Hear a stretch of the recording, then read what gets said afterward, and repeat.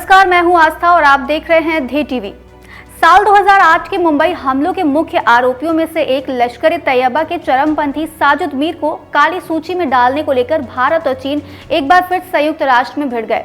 बीते 20 जून को चीन ने साजिद मीर को ग्लोबल टेररिस्ट घोषित करने वाले उस प्रस्ताव को ब्लॉक कर दिया जिसमें भारत और अमेरिका सह प्रस्तावक थे। चीन के इस व्यवहार पर भारत ने इस बार संयुक्त राष्ट्र के सदस्य देशों की इच्छा शक्ति पर ही सवाल खड़े किए हैं।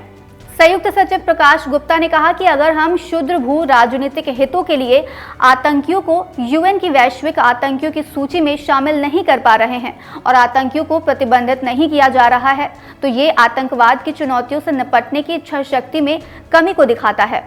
दरअसल 26/11 के नाम से मशहूर 26 नवंबर 2008 की रात को मुंबई में हुए आतंकवादी हमले में शामिल 10 बंदूकधारी आतंकवादियों को फोन पर कराची से जो 3 व्यक्ति गाइड कर रहे थे, उसमें से एक साजिद भी था।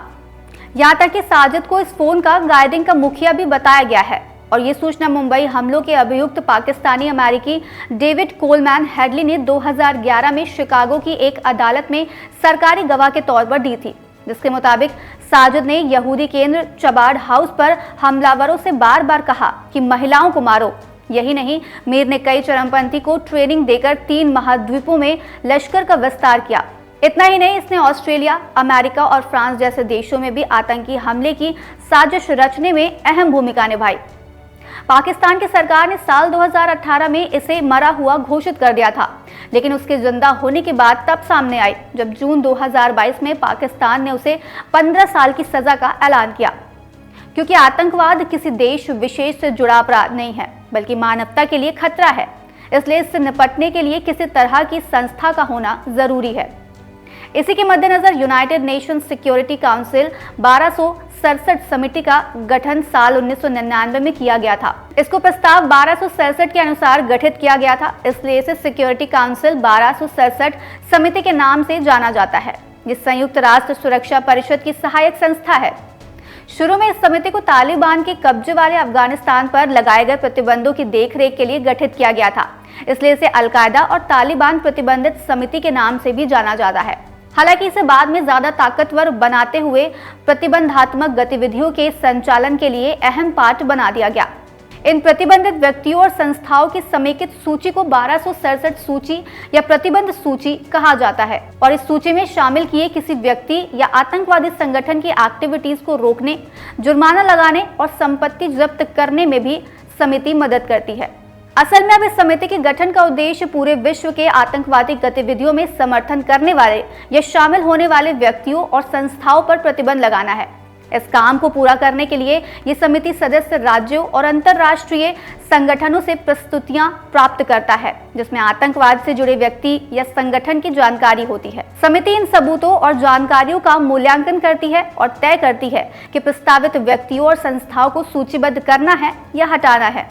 इसके अलावा ये समिति सदस्य राज्यों के प्रतिबंधों के इम्प्लीमेंटेशन की निगरानी करती है और सदस्यों को प्रतिबंधों के उपायों को समझने और लागू करने में मदद भी करती है। इस समिति में सुरक्षा परिषद के सभी 15 सदस्य शामिल होते हैं, यानी ये समिति सुरक्षा परिषद के 5 स्थायी सदस्यों चीन, फ्रांस, रूस, यूनाइटेड किंगडम और संयुक्त राज्य अमेरिका के अलावा यूनाइटेड नेशन जनरल असेंबली से 2 साल के लिए चुने गए 10 गैर स्थायी सदस्यों से मिलकर बनती है। आतंकियों की लिस्टिंग के लिए कोई भी सदस्य राज्य समिति के सामने सूचीबद्ध करने के लिए प्रस्ताव ला सकता है। प्रस्ताव सभी सदस्यों को भेजा जाता है और अगर कोई सदस्य 5 कार्य दिवसों के भीतर आपत्ति नहीं करता है तो प्रस्ताव पास समझा जाता है। लेकिन सदस्य प्रस्ताव पर तकनीकी रोक यानी टेक्निकल होल्ड या ब्लॉक भी लगा सकता है। प्रस्ताव लाने वाले राज्य से रोक लगाने वाला राज्य प्रस्ताव से जुड़ी अधिक जानकारी की मांग भी कर सकता है।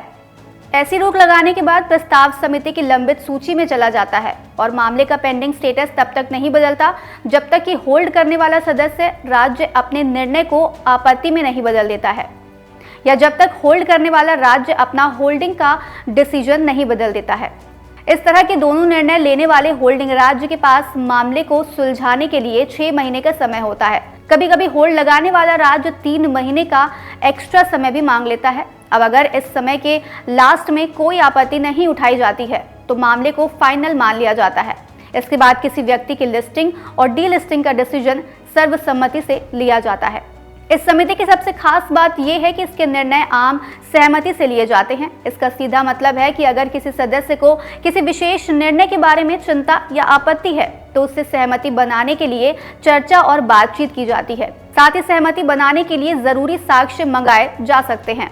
अभी भारत के मामले में यूएन में आतंकवादी साजिद मीर का आतंकियों को निर्देश देने वाला ऑडियो टेप इसी तरह का सबूत देने और सहमति बनाने के लिए जारी किया था।